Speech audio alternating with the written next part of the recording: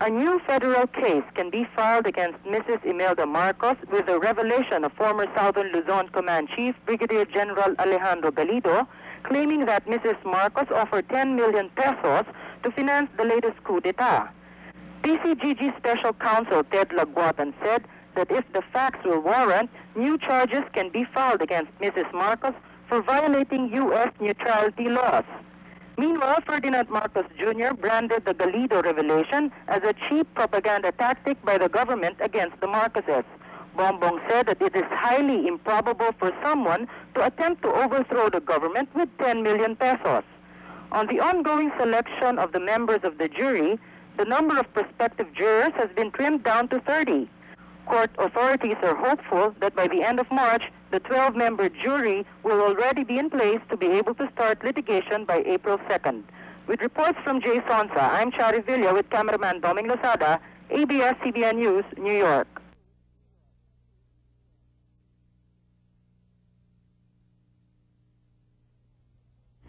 Adnan Kasshogi, once described as one of the world's richest men, and who is now the co-accused of former First Lady Imelda Marcos in the much-celebrated New York trial, said that he is willing to be tried in the Philippines for the sake of Mrs. Marcos.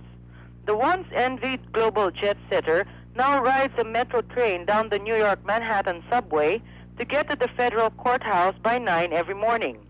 According to Kasshogi, his longtime friend Imelda Marcos shouldn't be tried in a foreign land, but in his case, Kasshogi said that he's willing to go to the Philippines to face graft and corruption charges along with Imelda Marcos just to give Mrs. Marcos a fair chance.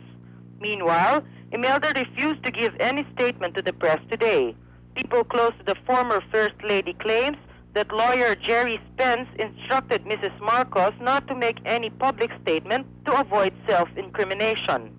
But in a private off-the-camera talk with Imelda, projecting herself as the widow who emerged stronger after the death of her husband, said that she is at peace with herself and at peace with God, and that she maintains no ill feelings towards anybody, not even to President Aquino. Even if the trial jury has not been formed yet, as the selection proceedings may last till Tuesday or March 27, both Imelda Marcos and Adnan Kasshogi are confident that this case will be resolved in their favor. Charie, ABS-CBN News.